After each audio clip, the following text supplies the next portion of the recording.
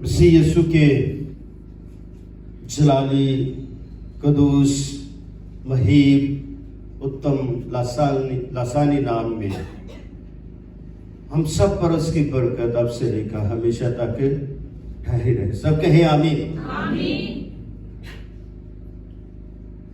इंसान की फितरत है आजमाइश में गिरना।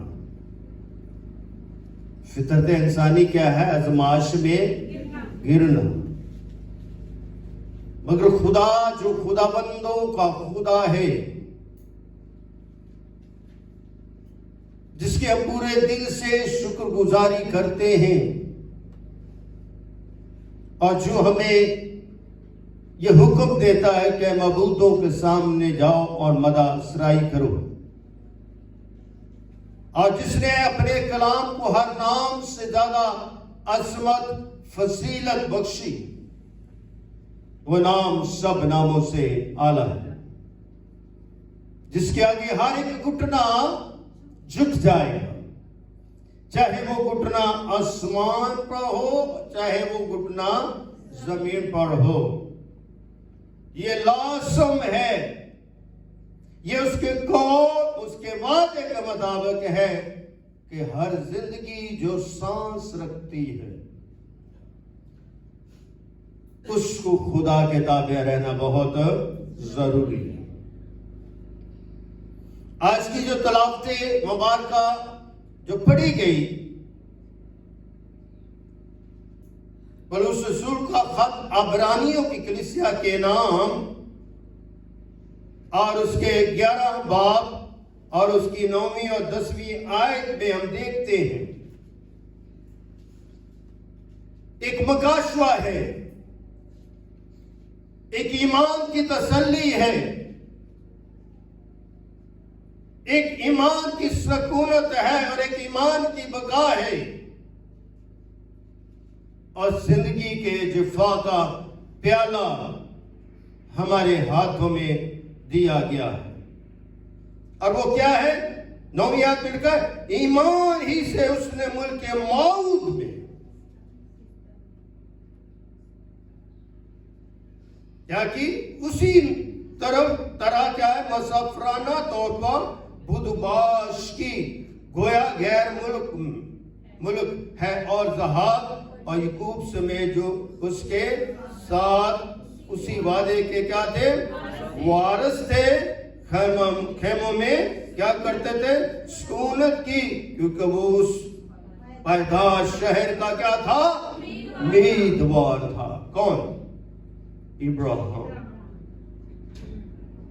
उस शहर का, उस जगह का, उस मकाम का जो उसके लिए सुकूनत गाह थी, जो उसके लिए पनाहगाह थी, जहां उसने बुदबाश की थी, वो उसकी उम्मीद का घर था। जिंदगी और सलामती और ईमान का घर था। क्यों? आज का कलाम है खुदा की आवाज, खुदा का पैगाम। बाइबल मुकद्दस मकाशवा से, पैदाइश से लेकर मकाशवा तक, मकाशवा से लेकर पैदाइश तक खुदा के कलाम की किताब कहलाती, इसलिए ये असली किताब कहलाती। ये आगाज को भी बताती है और इख्तिताम को भी बताती है, माफी के बारे में भी बताती है और बादशाही के बारे में भी बताती है, गुनाह को दूर करने के बारे में भी बताती है, गुनाह की आगाही के बारे में भी बताती है। हर एक के लिए इसके अंदर एक पैगाम इलाही है, जिंदगी का सुकून है और जिंदगी का प्याला भी है। खुदा को वो ही जानता है जो जिंदगी रखता है। अगर हम जिंदगी जिंदगी नहीं रखते तो खुदा को नहीं जानते। अगर हम खुदा को नहीं जानते तो उसके पैगाम को भी नहीं जानते। तो जिंदगियां ही तो हैं जो खुदा के हजूर सजारे सुनते। वो कहता मेरी मुकद्दस हैकल की तरफ मुंह करके क्या कर, सजदा कर। मैं और आप उसकी मुकद्दस हैकल में मौजूद हैं सजदे के लिए। ये उस खुदा के नाम को जलाल है कि हम गुनाहगार होते हुए उसकी मुकद्दस पवित्र जगह पर मौजूद हैं जो जिंदगी का घर कहलाता है। वो बरकत देता है, वो सलामती अता फरमाता है। उसका नाम अज़ली है, उसके काम अज़ली है। वो कदूस है, वो पाक है। जब उसकी लियाकतें और फजीलतें इतनी बेमिसाल हैं, तो जब इसको सुनते हुए भी हम कबूल नहीं करते तो हमारे दिल में कलाम नहीं ठहरता। जैसा वो है वैसे बने, जैसे वो बोलता है वैसे उसे कबूल करें, तो जिंदगी का क्या पाओगे, ताज पाओगे। आमीन। अगर हम 11वीं आयत के 5वीं आयत में लिखा है, ईमान ही से हनूक क्या किया गया, उठा लिया गया ताकि मौत हो न देखे। हनूक को खुदा ने उठा लिया ताकि वो मौत को ना देखे। मौत जो है वो मातम है, मौत जो है वो दुख है, मौत जो है वो तकलीफ है, मौत जो है वो लाचारी है। मगर खुदा ने हनूक पर मेहरबानी की, फजल किया और उसे उठा लिया ताकि वो मौत को ना देखे। मुझे और आपको भी खुदा उठाना चाहता है ताकि मैं मौत से निकलकर जिंदगी के बादशाह के तख्त पर पहुंच जाऊं और उसकी तारीफ करूं। इसलिए मैं और आप क्या है, चुन लिए गए। चुने हुए को वो खुदा का हम फर्जंद कहलाता है, क्योंकि तुम खुदा में हो और खुदा आप में है। खुदा आप में बोलता है और आप खुदा के कलाम को, पैगाम को सुनते हो। इसलिए आप रास्तबाज और कामल किए। आपकी कामलियत का जो महवर है वो खुदा का कलमा है, खुदा का कलाम है और खुदा की बातें हैं। इन बातों को अपनी जिंदगी से दूर ना करें। जिस दिन ये कलाम को आपने अपनी जिंदगी से दूर कर दिया तो आप उसकी बादशाही से महरूम हो गए। खुदा ने आपको बनाया इसलिए है कि वो जमीन से तुम्हें उठाकर आसमानी बादशाही का वारिस बनाना चाहता है और जिंदगी देना चाहता है। ये कलाम मेरी जिंदगी का एक अजीम तोहफा नजात है, ताकि इस तोहफे नजात के वसीले से मैं खुदा के लाखता इख्तियारात को समझ सकूं और उसकी लाखता मोहब्बत का तजर्बा कर सकूं। जिस तरह यूहन्ना 30 में फरमाता है कि खुदा ने दुनिया से ऐसी मोहब्बत रखी कि उसने अपना इकलौता बेटा बख्श दिया ताकि जो कोई इस पर ईमान लाए हलाक न बल्कि हमेशा की जिंदगी पाओ। तुम ईमान लाकर हमेशा की जिंदगी पा चुके हो, क्योंकि बेटे को बाप ने भेजा है, किसी और ने नहीं भेजा। बेटा कहता मैं बाप में से निकला हूं। जो बाप से निकलेगा तो वो बाप जैसा होगा। इसलिए बाप का जो लफ्ज है, बाप से जो मानी है, मफहूम है, इल्म मंतक के मुताबिक वो खुद हस्त है, वो हस्ती का मालिक है, वो पहला इलाही शख्स है, वो रूह है। खुदा क्या है? रूह है। खुदा हमारी तरह जिस्म इल्म और हुजम नहीं रखता। इसलिए वो रूह है, वो खुद हस्त है, खुद इख्तियार है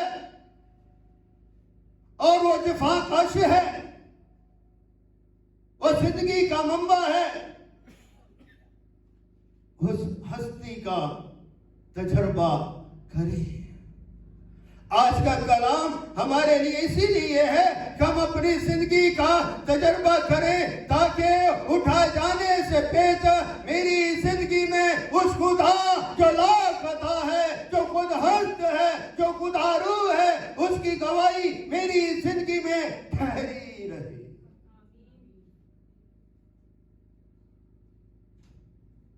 तो खुदा को जानने के लिए किसको जानना जरूरी है? पहले वो समझना जरूरी है।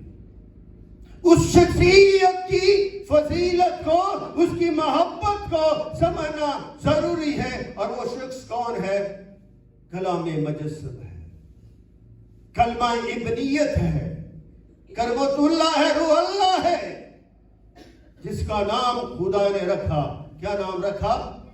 यीशु नाम रखा, जो सब नामों से आला है, जो मेरे गुनाहों को क्या करेगा? धोएगा, छुपाएगा। वो दूसरा इलाही शख्स है और वो उस लाही बाप का जो खुद हस्त है, उसका वो ज़हूर है, उसका वो मज़हर है, उससे वो निकला है। वो बाप के इल्म को बयान करता है। किसको बयान करता है? वो बाप के इल्म को बयान करता है। ये किताब मुकद्दस खुदा के इल्म को बयान करती है और इस किताब मुकद्दस को खुदा ने अपने बेटे यीशु की मार्फत उसकी निस्बत से हम तक पहुंचाया, ताकि हम बेटे की और बाप की उस तल्लक को समझ सके। ये तल्लक आरज़ी नहीं है, ये तल्लक कदीमी है, ये तल्लक लासानी है, ये तल्लक अजली है और ये तल्लक अबदी है। क्यों? खुदा अजली है, बेटा अजली है, बाप अबदी है, बेटा अबदी है, बाप पाक है, बेटा पाक है। जब बाप पाक है, बेटा पाक है, तो उसकी मखलूक का भी पाक होना जरूरी है। इसलिए तुम बाप के बेटे के वसीले से पाक हो, क्योंकि तुम्हारे लिए उस बेटे ने सलीब पर फिदिया दिया है। उसका फिदिया लासानी है, उस जैसा फिदिया किसी ने नहीं दिया। वो फिदिया देने वाला है, इसलिए वो मेरी सूली है, वो आपकी सूली है, वो तेरा प्यार है, वो मेरा प्यार है।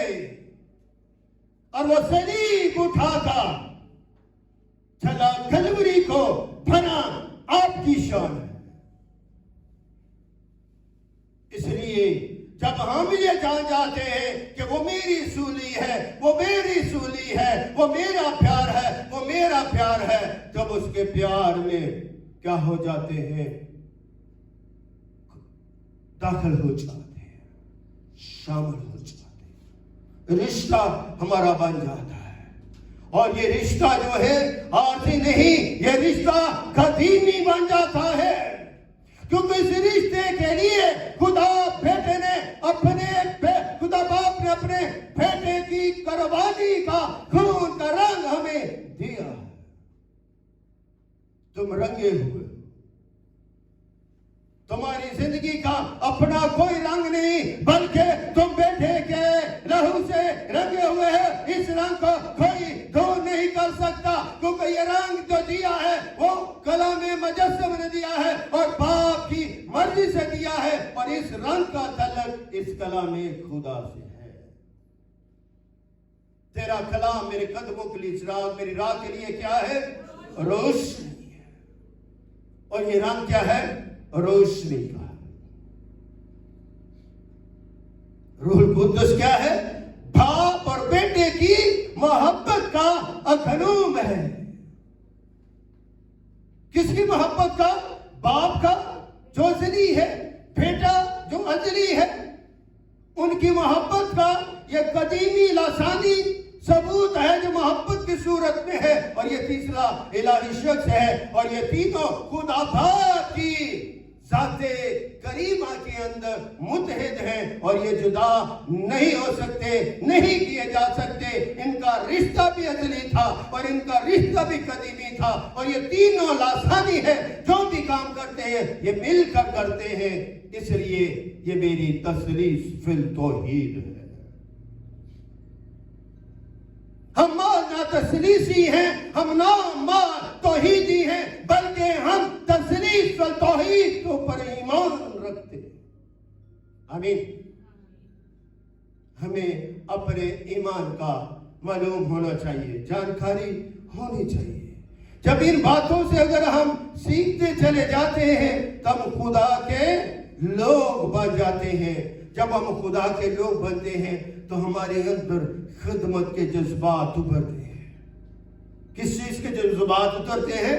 खिदमत के, जीने की खिदमत। जब हम जीते हैं तो हमें खुदा कहता है खिदमत करो। अगर आप जीते हैं तो काम नहीं करोगे तो आपके घर में खुराक नहीं आएगी, आप भूखे मर जाओगे। इसी तरह अगर तुम जीते हो, सांसें रखते हो, खुदा ने आपको दिन भी दिया है, खुदा ने आपको रात भी दी है। दिन को मेहनत करो, रात को सो जाओ, सुबह उठो तो अपनी जबान से खुदा का क्या करो? शुक्र करो। उस खालिक का, कौन से खालिक का? जिसके बारे में खुदा के कलाम में लिखा इस्तिशना उसका 6 बाब और उसकी 4थी आयत में ये कलमा है उसकी कौम का। क्या कलमा है? सुन ए इस्राएल, सुन ए इस्राएल, खुदावन हमारा खुदा क्या है? एक ही है। तो आप भी सुन लो, आप भी जान लो कि खुदावन हमारा खुदा क्या है? एक ही है। हमने खुदा को बांट दिया है। हम ऐसे खुदा को मांगते हैं जहां हमें रोटी मिलती है, लंगर मिलता है, बिरयानी मिलती है, तोहफे मिलते हैं, कपड़े मिलते हैं। हम ऐसे खुदा को मांगते हैं, मगर खुदा का कलाम हमें कुछ और ही सिखाता है। सुन इस्राएल, खुदावन हमारा खुदा एक ही खुदा। तो अपने क्या कर? सारे दिल से और अपनी सारी जान से और अपनी सारी ताकत से खुदावन अपने खुदा से क्या कर? आमीन। अपने खुदा से क्या कर? मोहब्बत रख। मोहब्बत रखने कैसे रखना? अपने सारे दिल से, कामल दिल से और अपनी सारी जान से। तो जान किसने दी है? खुदा ने दी है। ये जान भी आपकी नहीं, ये दिल भी आपका नहीं। तो जो ताकत दी है, जो कुव्वत दी है, जो फजीलत दी है, वो भी आपकी नहीं। तो खुदा से क्या आपने क्या रखनी है? मोहब्बत रखनी है। मोहब्बत हमारी है कैसे? हमने कभी अपनी जिंदगी की मोहब्बत का तजर्बा किया है? मैं घरानों में जाता हूं, खानदानों में जाता हूं, खानदानों के अंदर मोहब्बत की कमी है। आज के दौर में पता नहीं बच्चों को क्या हो गया, मां बाप को क्या हो गया। हर घर की एक अपनी दास्तान है, हर घर की एक अपने फूल हैं, मगर उन फूलों की खुशबू खत्म हो गई। क्या खत्म हो गई है? खुशबू खत्म हो गई है। और वो खुशबू क्या है? खिदमत की।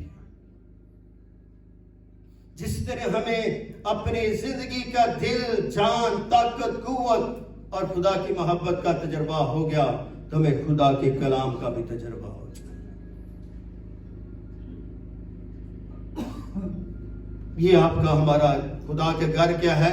लर्निंग प्रोसेस, सीखने का अमल है। अगर हम सीख नहीं सकते तो कलाम को वसूल नहीं कर सकते। Receive, we could not receive his word of God. अगर हम कलाम को हासिल नहीं कर सकते तो फिर हम कलाम को कंसीव भी नहीं कर सकते, रख भी नहीं सकते। Without Holy Spirit we could not conceive the blessing of God. जरूरी है कि पाक रूह को अपनी जिंदगी में मौका दें, हम उस कलाम को कंसीव करें। अगर अपने ईमान लाना है तो ईमान किसके वसीले से है? ईमान का अमल उस कलमे के वसीले से है, उसके बेटे के वसीले से है, जो मेरे और आपके लिए पैदा हुआ। इसलिए पैदा हुआ आपके लिए, मेरे लिए। लिखा है ना, यूहन्ना पहला बाप उसकी 14वीं आयत मिल के पढ़े, कलाम मुजस्सम हुआ, फजल और सच्चाई से ममूर होगा, हमारे दरमियान रहा, हमने उसका ऐसा जलाल देखा जैसे बाप के अखलौते था। वो खड़ोता है, तुम अखलौते नहीं हो। वो खड़ोता है, वो कलमा खड़ोता है, वो बेटा खड़ोता है, जो कहता मैं और बाप क्या है? एक है। किसी नबी रसूल ने वादा किया, मगर इस कलमे ने वादा किया मैं और बाप क्या है? एक है। मैं बाप में से निकला हूं। तो वो निकलने के लिहाज से बेटा है, जिस्म के लिहाज से नहीं। कहीं गलती न समझ के पास अब गलती तरीन दे रहे, जिस्म के लिहाज से नहीं, निकलने के लिहाज से, उस इलाही शख्सियत के लिहाज से वो क्या है? बेटा है। मैं कल पैगाम सुन रहा था तो वो पास से बता रहे थे, कलीसिया तराज करती रहती, हमारे पास इसको पैगाम सुनाना नहीं आता, दुआ करनी नहीं आती, बहुत सारी तराजात। हर कलीसिया ऐसी कहती, मैंने चर्च छोड़ दिया, पासों को तो कलाम करना नहीं आता। चर्च तुम कलाम की वजह से नहीं छोड़ते, चर्च को तुम अपने ईगो की वजह से छोड़ते हो। तुम जहां जाते हो वहां के भी नहीं हो। एक दफा तुम गिर गए तो गिरते रहोगे। अगर तुमने एक जगह अपना बसेरा ना बनाया तो 10 जगह चले जाओ, 10 जगह भी आपका घर तामीर नहीं होगा। कलाम का अगर खुदावंद ही घर ना बनाए तो बनाने वाले की मेहनत अब से। अगर तुम अब जमीन पर अपनी माँ और बाप की इज्जत नहीं करते तो तुम अपने आसमानी खुदा की इज्जत नहीं करते। अगर तुम्हें एक चर्च में तुम्हें बरकत नहीं मिली, किसी और चर्च में भी बरकत नहीं मिली।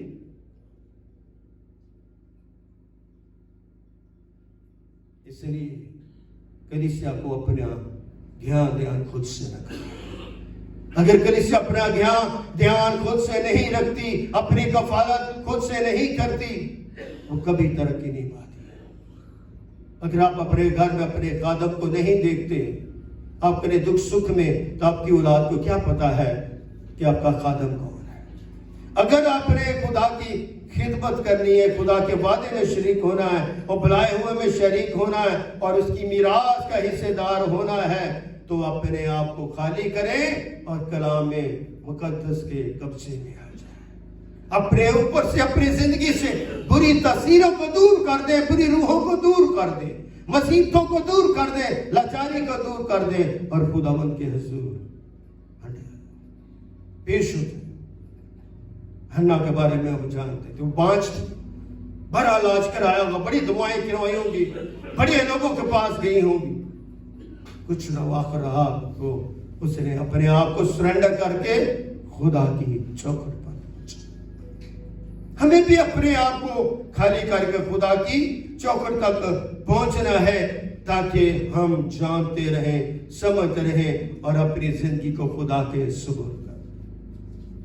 मैंने हफ्ते को अपने क्वार को बच्चों को कहा, खूबसूरत बन के आया करें, 2-2, 3-3 शर्टें ले ले और अच्छी टाई, अच्छा कोट पहन पाक क्या करो, ताकि आप गाते हुए खुदा के लिए खूबसूरत नजर आए।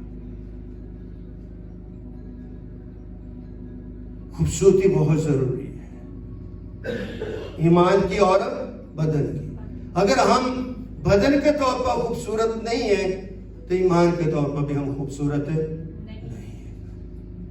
इसलिए आपकी खूबसूरती का तल्लक आपके ईमान के साथ। किसी ने कुछ पता नहीं, जेब में किसी के हाथ में नहीं डालना कि आपकी जेब में कितने पैसे हैं।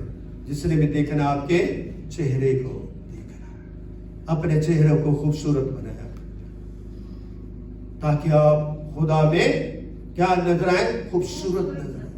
ये छवि आपकी नहीं है, ये छवि मेरे रब ने दी है, मेरे प्रभु ने दी है, मेरे खुदा ने दी है मां के पेट में। ये खूबसूरत है। इस खूबसूरती का ताल्लुक खुदा के साथ है।